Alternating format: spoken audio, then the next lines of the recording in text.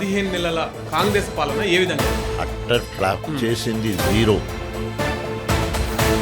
అసెంబ్లీకి రాకుండా ప్రజల గురించి మాట్లాడకుండా ఇప్పటికీ ఫామ్ హౌస్లోనే ఉన్నాడు. ఒక్కసారి కనుక కేసీఆర్ గారు వచ్చి అసెంబ్లీలో ఉండేది వాళ్ళు ఎవరు కూడా నిలబడలేరు.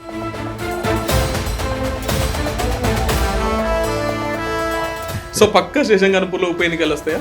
కాంగ్రెస్ ప్రభుత్వం 6 నెలల కూలిపోతుంది. అడిఎంసీ కాలే ఐరన్ లెగ్ కథ. ఆయన ఎక్కడ పోతే అక్కడ పని ఆగిపోతుంది. ఏదో ఒక కార్యక్రమం జరుగుతుంది. కాబట్టి కడియం వచ్చిండు, గణపుడుకు కరువు వచ్చిందని ప్రజలందరూ అనుకునే పరిస్థితి ఇప్పుడు ఉంది. 10 ఏళ్లు పాలించిన బీఆర్ఎస్లు చేయలేని పని అటు మామనూరు ఎయిర్పోర్ట్ కావచ్చు, తర్వాత కాజ్పేట రైల్వే డివిజన్ కావచ్చు, ఇట్లా చాలా అభివృద్ధి పనులు చేస్తున్నాం. 10 ఏళ్ళ బీఆర్ఎస్ సర్కార్ తూము దగ్గరకు వచ్చి ఆగిపోతే బయటపడితే మొత్తం మేమే చేసినాం అనేది కరెక్ట్ కాదు.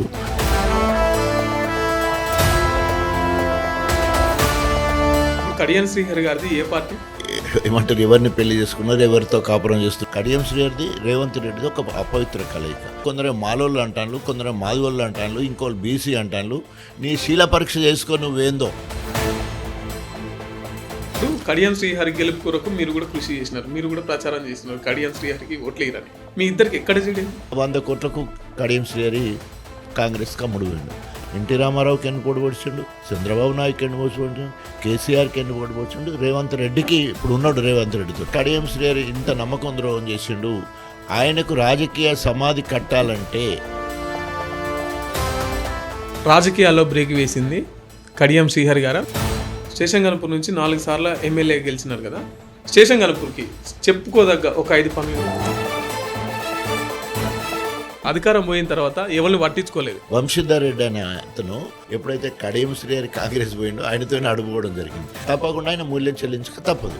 ఏమన్నా ఆయన కూడా వంశీధర్ రెడ్డి ఏమన్నా బుక్ రాస్తున్నారా? పింక్ బుక్ ఏమన్నా పేర్లు ఎక్కిస్తున్నారా? తప్పకుండా. తెలంగాణ రాష్ట్ర ముఖ్యమంత్రి ఎవరైనా? అందరికీ అనుమానం వస్తుంది, ఎవరు కూడా చెప్పలేకపోతున్నాడు.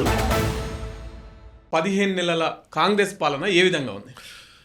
సో 15 నెలల కాంగ్రెస్ పాలన అట్టర్ ఫ్లాప్ చేసింది జీరో. ఓకే. భారతదేశ చరిత్రలో ఇప్పటివరకు చేసిన ముఖ్యమంత్రులు అంటే మాజీ ముఖ్యమంత్రులు కానీ ఇప్పుడు చేస్తున్న ముఖ్యమంత్రుల్లో ఒకవేళ గ్రేడింగ్ ఇస్తే ఆఖరి గ్రేడ్లో ఎవరు ఉంటారంటే రేవంత్ రెడ్డి ఉంటాడు. ఎందుకంటే ఒక్కటి కూడా ప్రజాహిత కార్యక్రమం చేయలే. ఇది రేవంత్ మార్క్ అని చెప్పడానికి ఏ ఒక్క కార్యక్రమం కూడా లేదు. ఓన్లీ చెప్పాలంటే ఆయన గురించి చెప్పాలంటే 1,60,000 కోట్ల రూపాయల అప్పు తీసుకొచ్చి రాహుల్ గాంధీకి కప్పం కట్టడానికి మాత్రమే ఆ డబ్బులు వాడుతున్నాడు. పదవి నిలుపుకోవడానికి మాత్రమే ఆ డబ్బులు వాడుతున్నాడు తప్ప ఆ డబ్బులతో ఏ ఒక్క పథకాన్ని కానీ ఒక ప్రాజెక్టు కానీ మొదలుపెట్టింది లేదు. సో ఆ రకంగా ఆయన తిట్లకు రారాజుగా, అదేవిధంగా ఇప్పటికి నిన్న మొన్న ఈవెన్ జర్నలిస్టులను కూడా వదిలిపెట్టకుండా ఉరికిచ్చి కొడతా అని చెప్పేసి అంత ఘోరమైన భాష ఇప్పటికి కూడా మాట్లాడుతారు. సరే, ప్రతిపక్ష నాయకుడిగా ఉన్నప్పుడు, అధికారంలోకి రావన్నప్పుడు అబద్ధాలు ఆడవచ్చు, ఇష్టం ఉన్నట్టు తిట్టొచ్చు. కానీ అధికారంకి వచ్చి 15 నెలలైనా కూడా ఆయన భాష మార్చుకోలేదు, ఆయన యాటిట్యూడ్ మార్చుకోలేదు. ఎక్కడ కూడా ఆత్మీయతను పంచుకొని, ప్రజలతో మమకారాన్ని పంచుకొని, ప్రజలకు ఉపయోగపడేది, అందులో ప్రజలకు ఇచ్చిన హామీ ఏ ఒక్కడి కూడా నెరవేర్చలేదు. అందుకనే ఆయన అట్టర్ ఫ్లాప్ ముఖ్యమంత్రిగా చరిత్రలో మిగిలిపోతాడు. మీరు అప్పు గురించి చెప్పినారు.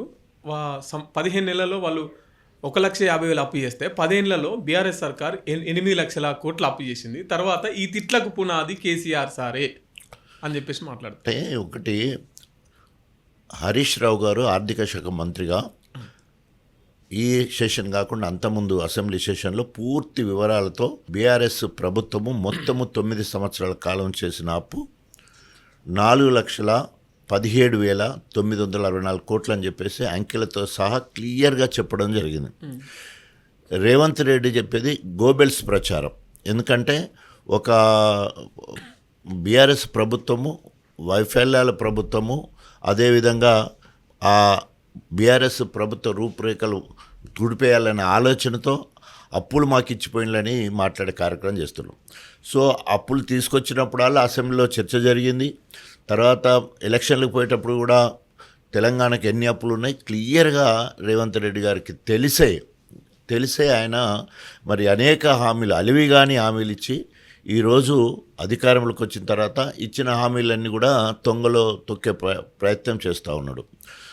అంతేకాకుండా రేవంత్ రెడ్డి ఏదైతే హామీలు ఇచ్చిండో ఏ ఒక్క హామీని కూడా నెరవేర్చలే.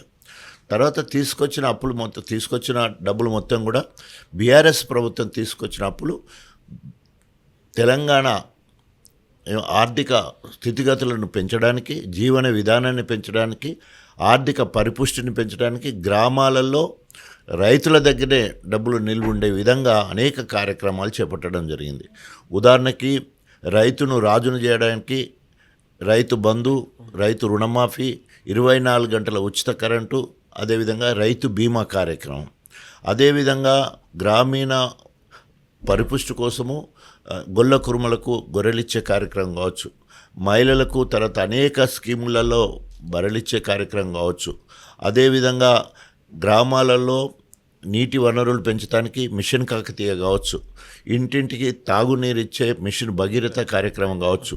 ఈరోజు తెలంగాణలో మొత్తం 33 జిల్లాలు ఉంటే 33 జిల్లాలకు జిల్లా కలెక్టరేట్ కావచ్చు, 30 జిల్లాలకు మెడికల్ కళాశాలలు కావచ్చు. సో ఇట్లా చెప్పుకుంటూ పోతే అదేవిధంగా దాదాపు 1,00,000 కోట్ల రూపాయలతోటి కాళేశ్వరం ప్రాజెక్టు కావచ్చు, అదేవిధంగా పాలమూరు రంగారెడ్డి ప్రాజెక్టు కావచ్చు, సీతారామ ప్రాజెక్టు కావచ్చు, ఎస్ఆర్ఎస్పి పునర్జీవ పథకం కావచ్చు, దేవాదుల పథకం కావచ్చు. ఇవన్నీ కూడా గొప్పగా భారతదేశంలో ఏ రాష్ట్రము చేయనన్ని గొప్ప కార్యక్రమాలు చేయడమే కాకుండా ఇతర రాష్ట్రాలకు మాదిరిగా, అంటే ఒక సంవత్సర కాలంలో 3 కోట్ల మెట్రిక్ టన్నుల ధాన్యాన్ని పండించి మరి భారతదేశానికి అన్నపూర్ణగా, అంటే హర్యానాను పంజాబ్ మించే స్థాయిలో వరి పంటలు పండించే కార్యక్రమము మరి తెలంగాణలో జరిగింది. కాబట్టి మాటలు వేరు, చేతలు వేరు. బీఆర్ఎస్ ప్రభుత్వం చేతల ప్రభుత్వం, రేవంత్ ప్రభుత్వం ఓన్లీ మాటల ప్రభుత్వం మాత్రమే.